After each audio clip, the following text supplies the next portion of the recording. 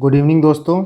I hope आप सभी का दशहरा काफ़ी अच्छा बीता होगा और अब ये वक्त है वापस तैयारी में जुट जाने का। जैसा मैंने अपने पिछले वीडियो में भी बोला था कि जो प्री का जोन है उससे आपको बाहर निकलना है। इस वक्त नंबर मिलाना, कट ऑफ मिलाना वो छोड़ के अब मेंस की तैयारी स्टार्ट कर दीजिए, बिकॉज वही आपको फाइनल सिलेक्शन दिलाएगा। और इरिस्पेक्टिव ऑफ कि आपका 67 बीपीएससी हो रहा है कि नहीं हो रहा है, आपको मेंस की तैयारी स्टार्ट करनी होगी। तो इस वीडियो में हम मेंस की तैयारी का A to Z सब कुछ बात करेंगे। जैसा कि आप ये देख सकते हो, मैंने हर पॉइंट को जॉट डाउन कर लिया ताकि कोई पॉइंट मिस ना हो। देखिए, सबसे पहले मेंस के प्रिपरेशन की बात करते हैं कि आपको कैसे स्टार्ट करना है। जो बचे हुए महीने हैं, 80-85 दिन हैं, उनमें आपको क्या करना है। तो सबसे पहले आप दो चीज़ों को अपने डेस्क पे चिपका लीजिए और प्रिंट आउट निकाल लीजिए। सबसे पहला है सिलेबस, बीपीएससी का GS1 GS2 का सिलेबस मेंस का, प्लस अपने ऑप्शनल का सिलेबस। जो भी आपका ऑप्शनल है उसका सिलेबस प्रिंट आउट कराइए। आपको सिलेबस बीपीएससी की वेबसाइट पे मिल जाएगा और जीएस का सिलेबस तो मैं अपने टेलीग्राम चैनल पे डाल दूंगा। बाकी ऑप्शनल का सिलेबस आप जाकर डाउनलोड कर लीजिए। और दूसरा जो सबसे इंपॉर्टेंट चीज़ है वो है previous year questions. Previous year questions आपके पास नहीं होगा तो आपको यही नहीं पता चलेगा कि आपको क्या पढ़ना है, कैसे पढ़ना है, कितना डेप्थ तक पढ़ना है। ये सारी चीज़ें आपको प्रीवियस ईयर क्वेश्चन से ही मिलेंगी। तो वही मैंने यहाँ लिख दिया है कि एनालाइज। प्रीवियस ईयर क्वेश्चन आपको एनालिसिस पार्ट में बहुत हेल्प करेगा कि आपकी पढ़ाई आगे कैसे चलेगी। और ये चीज़ें मैंने आपके लिए इजी कर दिया है। मैं अपने टेलीग्राम चैनल पे आपको 48वीं बीपीएससी से लेकर 66वीं बीपीएससी का सबका प्रीवियस ईयर क्वेश्चन आपको प्रोवाइड कर दूंगा एक कंपाइलेशन फॉर्म में। जैसा कि आप ये देख सकते हो, सारे क्वेश्चन फॉर्म को मैंने कंपाइल कर दिया है। ये GS1 का क्वेश्चन है और यहाँ पे देखिए ये GS2 का क्वेश्चन है। तो सारे क्वेश्चंस को मैंने एक PDF में बना दिया। GS1 का एक PDF होगा, GS2 का एक PDF होगा। 48 से लेके 66 बीपीएससी तक का आपका जितना भी प्रीवियस ईयर क्वेश्चन है GS1 GS2, उसका कंपाइलेशन आप जाके मेरे टेलीग्राम चैनल से ले सकते हो और मेरे टेलीग्राम चैनल का लिंक आपको डिस्क्रिप्शन बॉक्स में मिल जाएगा। तो जो प्रीवियस ईयर क्वेश्चन का प्रॉब्लम हुआ कि कहाँ से मिलेगा, कैसे मिलेगा, वो चीज़ आपका सॉल्व हो गया। इस PDF का प्रिंट आउट निकाल लीजिएगा, स्टेपल करके अपने टेबल पर रख लीजिएगा। बहुत हैंडी आएगा आपको ये देखने में कि किस ईयर में किस टॉपिक से कैसा क्वेश्चन आया। फॉर एग्जाम्पल, पिछले साल अगर से मॉडर्न पूछ लिया है तो इस साल मॉडर्न नहीं पूछेगा। पिछले साल पटना कलाम पूछ लिया तो इस साल पटना कलाम नहीं पूछेगा। तो ये सारी चीज़ें जो हैं वो आपको प्रीवियस ईयर क्वेश्चन देख के पता चलेगा कि पिछले साल क्या पूछा है, उस हिसाब से हम इस साल के लिए क्या तैयारी करें। तो आई होप आपको ये 3 चीज़ें क्लियर हो गई होंगी। इसके बाद आपको किस टॉपिक के लिए क्या रिसोर्स पढ़ना है, मैं ऑलरेडी इसका 2 वीडियो बना चुका हूँ। काफ़ी डिटेल्ड वीडियो है, उसका लिंक आपको डिस्क्रिप्शन बॉक्स में मिल जाएगा। GS1 का मैंने अलग से बनाया था और GS2 का अलग से बनाया था। उन दोनों वीडियो को देख के आपको आइडिया हो जाएगा कि आपको कहाँ से क्या पढ़ना है। बेसिकली आपका GS1 है और ये GS2 है। जैसे हिस्ट्री हो गया, हिस्ट्री में आप कुछ भी पढ़िए, कहीं से भी पढ़िए, आपके पास नोट्स होना कंपलसरी है। बिकॉज हिस्ट्री एक ऐसा सब्जेक्ट है GS1 में जो आपको बहुत अच्छा स्कोर दिला देगा। इसकी बात मैं आगे करूंगा।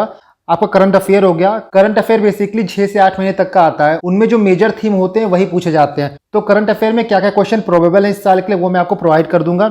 इसके बाद स्टैट आता है। स्टैट में आप प्रीवियस ईयर क्वेश्चंस लगाइए। प्लस 2 बुक आती है, या तो LK झा की बुक आती है या तो RS अग्रवाल की आती है। दोनों में से कोई भी एक बुक आप ले लीजिए फॉर प्रैक्टिस पर्पस। इसके अलावा कुछ और स्टैट के लिए नहीं पढ़ना है। इन सब चीज़ों की बात मैं आगे करूंगा जब मैं मेंस की टॉपिक वाइज बात करूंगा GS1 GS2 की। और GS2 में देखिए आपको पॉलिटी पढ़ना है, इकोनॉमी पढ़ना है, ज्योग्राफी पढ़ना है और साइंस एंड टेक पढ़ना है। ये मोस्टली आपको करंट अफेयर बेस्ड मिलेगा। जो करंट अफेयर के इशू चल रहे हैं वही पूछे जाते हैं। पॉलिटी भी आपको स्टैटिक प्लस करंट होता है। फॉर एग्जाम्पल, कोई गवर्नर का क्वेश्चन पूछ लिया तो उस साल कुछ गवर्नर का इशू चलते रहते हैं, उठा के वो पूछ लेता है। कुछ प्रेसिडेंट से पूछ लिया तो कुछ प्रेसिडेंट का इशू चलता रहेगा, वहां से पूछ लेगा वो। और आपको वहां पे करंट भी लिखना रहेगा, वहां पे आपको स्टैटिक भी लिखना रहेगा। इकोनॉमी हो गया, ज्योग्राफी हो गया। इकोनॉमी में आपका इकोनॉमिक सर्वे बहुत इंपॉर्टेंट हो जाता है। पिछले साल आप देखोगे तो सीधे इकोनॉमिक सर्वे का जो थीम था उसी से क्वेश्चन पूछ लिया था। यहाँ पे आपको सबसे इंपॉर्टेंट ये समझना है कि आपको बिहार का भी चीजें पढ़नी है और आपको इंडिया की भी चीजें पढ़नी है। तो ये मोटा मोटा आपका सिलेबस हो गया। आपको समझ में आना चाहिए कि सिलेबस को आपको कैसे देखना है। बहुत लोग को यही नहीं पता होता है कि सिलेबस को कैसे पढ़ा जाए, प्रीवियस ईयर क्वेश्चन को कैसे पढ़ा जाए। आपको प्रीवियस ईयर क्वेश्चन से मेनली थीम्स देखने होते हैं, किस थीम से क्वेश्चन पूछे जा रहे हैं। मैं 2-3 दिन में आपको GS1 और GS2 दोनों का जो कंप्लीट थीम है, कौन कौन से मेजर थीम आपको इस बार टारगेट करने हैं, उनका लिस्ट आपको प्रोवाइड कर दूंगा और आप उसी लिस्ट पे अपने नोट्स प्रिपेयर करिएगा। बिकॉज जिस तरह का मेंस होता है ना, आपके पास A4 शीट में, लूज शीट में नोट्स होने चाहिए, नहीं तो आप लास्ट टाइम पे कुछ रिवाइज नहीं कर पाओगे। जैसे कोई भी क्वेश्चन हो गया, चाहे रविन्द्रनाथ टैगोर पे हो गया, बिरसा मुंडा पे हो गया, पटना कलाम पे हो गया, कोई भी क्वेश्चन हो गया, हिस्ट्री का हो गया, पॉलिटी का हो गया, ज्योग्राफी का हो गया, आपके पास एक शीट में उसके कॉम्पैक्ट नोट्स रहेंगे तो आप बार बार उसको रिवाइज कर पाओगे। और जो आप पढ़े रहोगे सीधे जाके वहां पे उसको लिखना होता है। नेक्स्ट हम बात करते हैं मेंस की टॉपिक्स की। मेंस में आपको 3 पेपर टैकल करने होंगे। पहला GS1 का है, दूसरा GS2 का है और तीसरा अपने ऑप्शनल का है। देखिए तीनों में से जो GS1 होता है ना वो मोस्ट स्कोरिंग होता है, बिकॉज GS1 में जो टॉपिक आएंगे आपको पहले पता होता है कि इन्हीं टॉपिक में से क्वेश्चन आएगा। और GS1 की सबसे अच्छी बात ये होती है कि आप जो प्रिपेयर कर लोगे उसको डायरेक्ट जाके वहाँ लिख दोगे। इसमें सबसे इंपॉर्टेंट होता है हिस्ट्री आप देखोगे तो जो भी क्वेश्चन होते हैं वो बहुत ही सिलेक्टेड है। यहाँ आपको पहले से ही पता है कि आपको प्रिपेयर क्या करना है। खासकर हिस्ट्री में प्रीवियस क्वेश्चन देखना इंपॉर्टेंट इसीलिए हो जाता है, जैसे मैंने पहले बताया था, जो पिछले साल आया रहता है ना वो इस साल नहीं आता है। जैसे छठवीं में इन्होंने चंपारण पूछा था तो बहुत कम चांस है कि इस बार चंपारण पूछेंगे, तो जब आप नोट्स बनाओगे तो चंपारण को थोड़ा सा कम प्रायोरिटी देना। उसी तरह पिछले साल इन्होंने पटना कलाम पूछ लिया था, तो जब आप नोट्स प्रिपेयर करोगे तो पटना कलाम को थोड़ा कम प्रायोरिटी देना। इसलिए मैं बार बार बोल रहा हूँ कि प्रीवियस ईयर क्वेश्चन एनालिसिस बहुत इंपॉर्टेंट है। यहाँ पे GS1 में जो दूसरा टॉपिक आता है वो आपका करंट अफेयर का रहता है, नेशनल और इंटरनेशनल इंपॉर्टेंस। तो इसके लिए मैंने पहले बताया था कि आप मेंस 365 पढ़ सकते हो, क्योंकि यहाँ पे आप देखिए न्यूज़ को नहीं पकड़ोगे, यहाँ पे आप इशू को पकड़ोगे। जो ब्रॉड इशू चलता है क्वेश्चन हमेशा उसी में से पूछता है। पिछली बार आप देखोगे तो एक बकवास सा क्वेश्चन आ गया था स्टारडस्ट 1.0 करके, तो ऐसे क्वेश्चन आप प्रिपेयर नहीं कर सकते हो, कितना भी कर लोगे आप नहीं कर पाओगे। और प्रिपेयर करोगे भी तो आपके पास 2-3 लाइन होंगे सिर्फ इसके, बट क्वेश्चन आपको पता है कि ऐसे टाइप का लिखना होता है, बड़ा आंसर लिखना होता है। तो ऐसे क्वेश्चन को देख के टेंशन लेने की जरूरत नहीं है कि यार इसको कहाँ से करेंगे कहाँ से नहीं करेंगे, बिकॉज वहां पे आपके पास ऑप्शन होता है, सारे क्वेश्चन नहीं करने होते हैं। और GS1 में जो सेक्शन 2 करंट अफेयर वाला रहता है उसमें जनरली 6 से 8 महीने का करंट अफेयर पूछता है। मैं उसका आपको मेजर थीम प्रोवाइड कर दूंगा कि इन चीजों पे आप करंट अफेयर पढ़ लीजिए, ये चीजें न्यूज में है और ये चीजें ज्यादा हाईलाइटेड है इस साल। तो मोटा मोटा अगर आपको 20-25 थीम मिलेगा तो इतना रहता है कि क्वेश्चन उसमें से बन जाता है। इसके बाद तीसरा टॉपिक आता है स्टैट का। देखिए स्टैट में क्या है, आप क्वेश्चन देखोगे तो आपको बार ग्राफ आता है, आपको पाई चार्ट आता है, आपको लाइन डायग्राम आता है। तो इनमें क्या है कि आप प्रीवियस ईयर क्वेश्चन जब एनालाइज करोगे या फिर प्रीवियस ईयर क्वेश्चन को जब प्रैक्टिस करोगे तो आपको पता चल जाएगा कि आप किस चीज़ में कंफर्टेबल हो। बहुत लोग पाई चार्ट में कंफर्टेबल होते हैं, बहुत लोग बार ग्राफ में कंफर्टेबल होते हैं, और बहुत लोग मिक्स में होते हैं। जनरली मिक्स का क्वेश्चन देता है, pie chart plus bar graph mix करके क्वेश्चन देगा। तो जब आप पहले प्रैक्टिस किए रहोगे तब आपको एक आइडिया हो जाएगा कि किस टाइप का क्वेश्चन पेपर में आता है और आप किस टाइप के क्वेश्चन से कंफर्टेबल हो, तो एग्जाम में आप डायरेक्ट जाकर उस क्वेश्चन को सॉल्व कर सकते हो। इसीलिए पहले से ही थोड़ा देख लीजिएगा। और जो स्टैट का 72 मार्क्स होता है वो मेक और ब्रेक होता है। अगर आपका स्टेट में दोनों क्वेश्चन सही हो गया तो ये जान जाओ कि GS1 आपका बहुत अच्छा हो गया। बिकॉज मैंने बहुत लोग को देखा है कि वो स्टेट पढ़ के नहीं जाते हैं, और स्टेट बहुत स्कोरिंग होता है। आपकी पूरी कोशिश होनी चाहिए कि 2 स्टेट के क्वेश्चन को अच्छे से सॉल्व कर लेना है, फाइनल आंसर ला देना, 72 मार्क्स को इंश्योर कर लेना है। 72 मार्क्स नहीं भी आ रहा है तो कम से कम 60-65 मार्क्स आ गया ना, तो फिर आपने बवाल कर दिया यहाँ पे। इसीलिए GS1 जो है वो बहुत ही स्कोरिंग है, मोस्ट स्कोरिंग टॉपिक्स होते हैं इसमें, और वो आपको बहुत अच्छे से फोकस करना है। GS2 की बात करें हम तो GS2 करंट अफेयर बेस्ड हो जाता है। इनमें आप इनपुट ज्यादा देते हो पर आउटपुट कम मिलता है, बिकॉज इनके जो क्वेश्चन देखोगे तो बहुत डायनेमिक नेचर के होते हैं, स्टैटिक नहीं होते हैं। और इसमें ये चारों टॉपिक आते हैं। सेक्शन 1 आपका पॉलिटी रहेगा, सेक्शन 2 आपका इकोनॉमी ज्योग्राफी रहेगा, और सेक्शन 3 आपका साइंस एंड टेक रहेगा। पॉलिटी की बात करें तो पॉलिटी में ये प्रेसिडेंट पूछेंगे, आपसे गवर्नर पूछेंगे, इलेक्शन कमीशन पूछ सकते हैं, कॉन्स्टिट्यूशनल बॉडी के बारे में पूछ सकते हैं, हमारे पार्लियामेंट्री का जो फंक्शन है वो पूछ सकते हैं। और जैसा मैंने अपने पिछली वीडियो में बोला था कि पॉलिटी हो गया या फिर करंट अफेयर हो गया, उनके जो इंपॉर्टेंट टॉपिक्स हैं या तो उनके मैं वीडियोस बना दूंगा, आप यहाँ पे देख सकते हैं। और वीडियोस बनाने में प्रॉब्लम होगी, टाइम का कंस्ट्रेंट होगा, तो मैं उनके नोट्स अपने टेलीग्राम चैनल पर प्रोवाइड कर दूंगा। दोनों में से मैं एक चीज़ कर दूंगा, ताकि यहाँ पे बहुत लोग कन्फ्यूजन होता है। पॉलिटी के क्वेश्चन पिछले सालों में देखोगे तो ये बदल रहे हैं, कुछ कुछ यहाँ पे UPSC का टच भी आ रहा है। तो सिंपली यहाँ पे आप स्टैटिक चीजें नहीं पढ़ के जा सकते हो कि प्रेसिडेंट का क्या रोल है, गवर्नर का क्या रोल है। यहाँ पे जो है एनालिटिकल क्वेश्चन पूछे जा रहे हैं, तो उस टाइप से आपको आंसर लिखने होंगे, तभी आपको मार्क्स मिलेंगे। और लोग वैसे आंसर नहीं लिखते हैं, इसलिए GS2 में आप देखोगे तो मार्क्स बहुत कम उठ रहा है। बाकी इकोनॉमी और ज्योग्राफी की बात करें तो देखिए ज्योग्राफी के यहाँ पे हार्डकोर क्वेश्चन नहीं पूछे जाते हैं, आपसे प्लेट टेक्टोनिक थियरी नहीं पूछ लेगा। यहाँ पे जो क्वेश्चन पूछे जाएंगे ऐसे पूछे जाएंगे कि आपकी इकोनॉमी और ज्योग्राफी दोनों मिक्स रहेगा।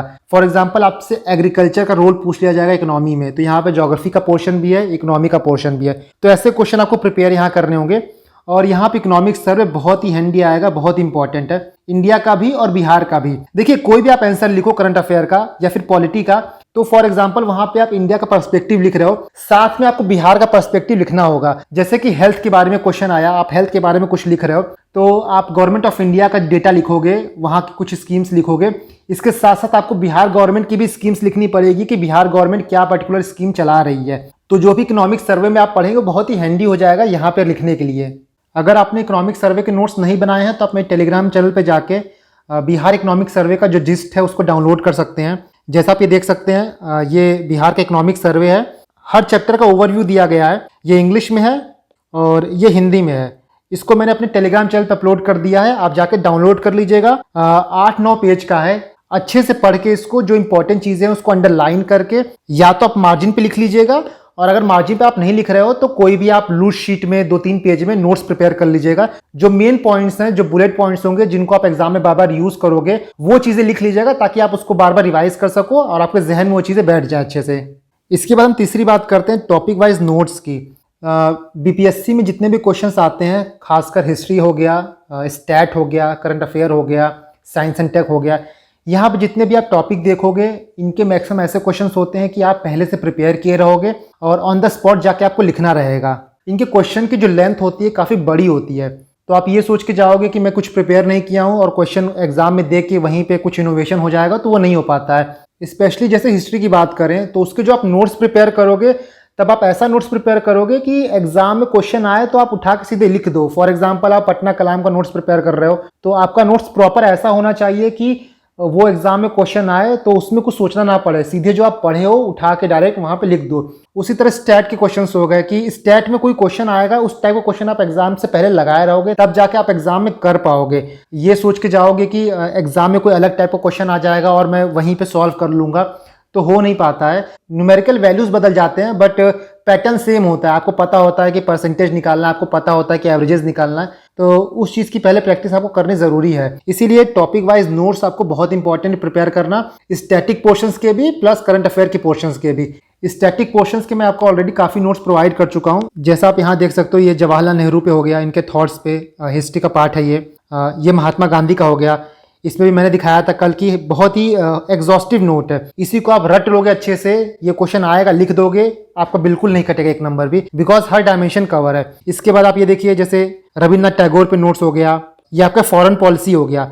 फॉरेन पॉलिसी आपको पता है कि कितना इंपॉर्टेंट है, GS1 का जो पार्ट 2 है, और इसमें हर डायमेंशन कवर है। फॉर एग्जाम्पल आप इंडिया और चाइना रिलेशन पे कोई नोट्स प्रिपेयर कर रहे हो, तो ऐसा नहीं है कि सीधे पूछ लेगा कि इंडिया चाइना का रिलेशन कैसा है बताइए। हो सकता है क्वेश्चन थोड़ा स्पेसिफिक हो, बट आपके नोट्स में वो हर चीजें कवर होनी चाहिए। क्वेश्चन कैसा भी आए, आपने जो कंटेंट प्रिपेयर किया है उसको ऐसे मोल्ड करके, ऐसे ट्रांसफॉर्म करके यूज करना है कि वो हर क्वेश्चन में यूज हो जाए। उसी तरह आप ये देखिए, टेक्नोलॉजी एंड एग्रीकल्चर GS2 का बहुत इंपॉर्टेंट है, खासकर साइंस एंड टेक के लिए बहुत इंपॉर्टेंट टॉपिक है ये, कि कैसे टेक्नोलॉजी को यूज करते हैं हम लोग एग्रीकल्चर में। ये देखिए, आप पाला आर्ट फॉर्म हो गया, ये आपका मधुबनी पेंटिंग हो गया, ये आपका GS2 में जो science and tech artificial intelligence वो टॉपिक हो गया। तो इस तरह काफी टॉपिक्स के नोट्स मैं टेलीग्राम चैनल पे अपने ऑलरेडी अपलोड कर चुका हूं। इसके अलावा और भी टॉपिक्स हैं जो करंट अफेयर बेस्ड हैं आपके बीपीएससी में, जो इस साल के लिए इंपॉर्टेंट रहेंगे, मैं उसको अपलोड करता रहूंगा। और कुछ ऐसे टॉपिक्स हो गए जिनकी क्लास लेना इंपॉर्टेंट है, उनकी मैं क्लास लेके आपको समझा दूंगा। तो आई होप आपको थर्ड पॉइंट समझ में आ गया होगा कि टॉपिक वाइज नोट्स कैसे प्रिपेयर करने हैं। काफी नोट आप मेरे टेलीग्राम चैनल से ले सकते हैं, मैं उसकी वीडियोस भी बना दूंगा। इसके बाद बात करते हैं हम लोग मेंस के इंपॉर्टेंट टॉपिक्स की।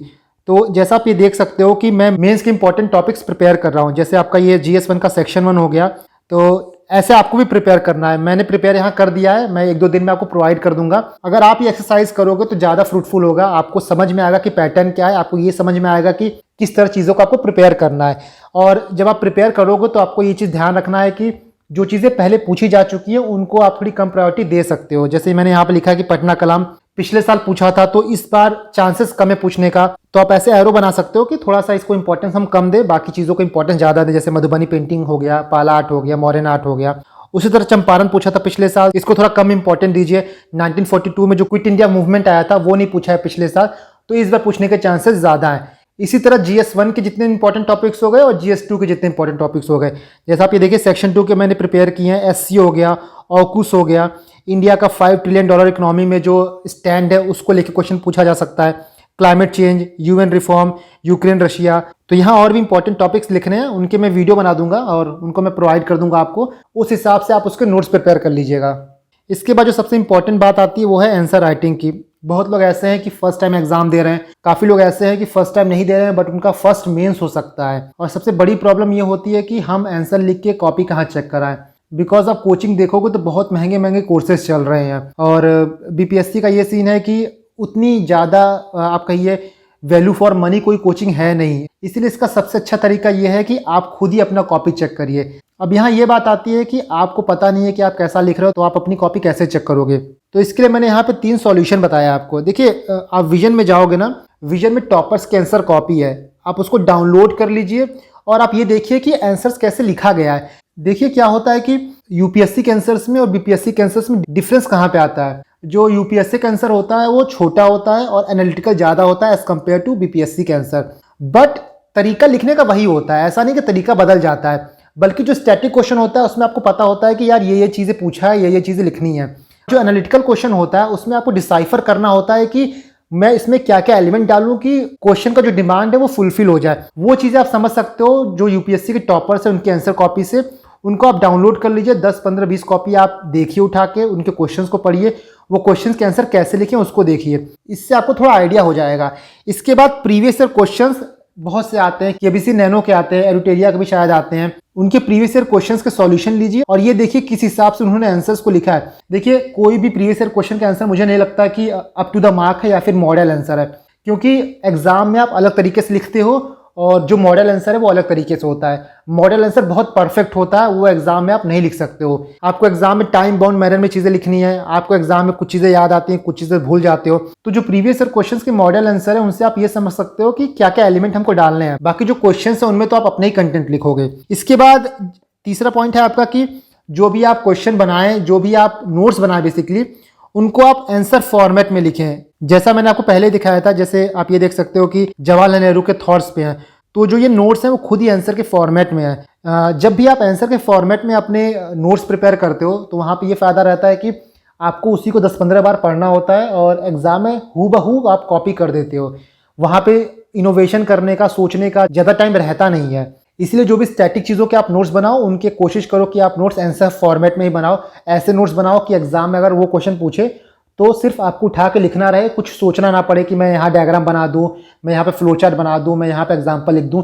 ये चीज़ें पहले ही आप अपने नोट्स में किए रहो। बाकी आप टेलीग्राम पे देखोगे या फिर यूट्यूब पे सर्च करोगे तो आपको बहुत से बीपीएससी के आरटीआई की कॉपीज़ मिल जाएंगे, तो वहाँ से भी आप थोड़ा सा आइडिया ले सकते हो कि कैसा लिखने पे कैसा मार्क्स आता है। मैंने भी अपने टेलीग्राम चैनल पे 3-4 कॉपीज़ आरटीआई की अपलोड की है, उनको जाके आप डाउनलोड कर लीजिए और देखिए कि कैसा आंसर लिखा गया है, क्या क्या चीज़ें लिखी जाती हैं, किस तरह के आंसर पे कितना मार्क्स मिलता है। तो थोड़ा सा वहाँ पे आपको क्लैरिटी मिलेगी। और देखिए आपको अभी लिखना नहीं है, थोड़ा सा आप पहले पढ़ लीजिए, 15 दिन, 20 दिन, 25 दिन आप पढ़ लीजिए, उसके बाद लिखना शुरू करिए। बिकॉज आपके पास बीपीएससी में आंसर लिखने के लिए एक सफिशिएंट कंटेंट होना चाहिए। आपके पास कंटेंट नहीं रहेगा तो कुछ लिख नहीं पाओगे। तो मैं ऐसा नहीं कह रहा हूं कि आप तुरंत कल से लिखना स्टार्ट कर दीजिए, इसीलिए मैं बोल रहा हूं कि कम से कम थोड़ा सा टॉपिक आपका प्रिपेयर हो जाए। और आंसर राइटिंग पे मैंने खुद वीडियो बनाया है, इवन मैंने बीपीएससी के क्वेश्चन को लाइव लिखा है, उस वीडियो को भी आप जाके देख सकते हो। उसका लिंक मैं आपको डिस्क्रिप्शन बॉक्स में दे दूंगा। मैंने 6वीं बीपीएससी के क्वेश्चन को लाइव अटेम्प्ट किया है, तो वहां से आपको एक आइडिया हो जाएगा कि क्वेश्चन आएगा तो कैसे लिखना है। तो दोस्तों आई होप मैंने मेंस को लेके आपके मैक्सिमम क्वेरी का रिजोल्यूशन दे ही दिया है। इसके अलावा भी कोई क्वेरी है तो आप मुझसे पूछ सकते हो। मेरे टेलीग्राम चैनल का लिंक आपको डिस्क्रिप्शन बॉक्स में मिल जाएगा, क्योंकि जितने भी नोट्स हैं मैं वहीं अपलोड करता हूँ और वहाँ से जाके आप उसको डाउनलोड कर सकते हो। मैं अपना बिट कर रहा हूँ, मुझसे जितना हो सकता है मैं आपकी हेल्प करने की कोशिश कर रहा हूँ। जितने भी नोट्स होंगे मैं प्रिपेयर करके आपको प्रोवाइड कर दूंगा। तो इस चैनल पे मैं कोशिश करूंगा कि जितना भी इजी हो सके मेंस का प्रिपरेशन उतना मैं इजी आपके लिए कर दूं। बाकी सिर्फ मैं आपको गाइड कर सकता हूं, बट मेन मेहनत आपको ही करनी होगी।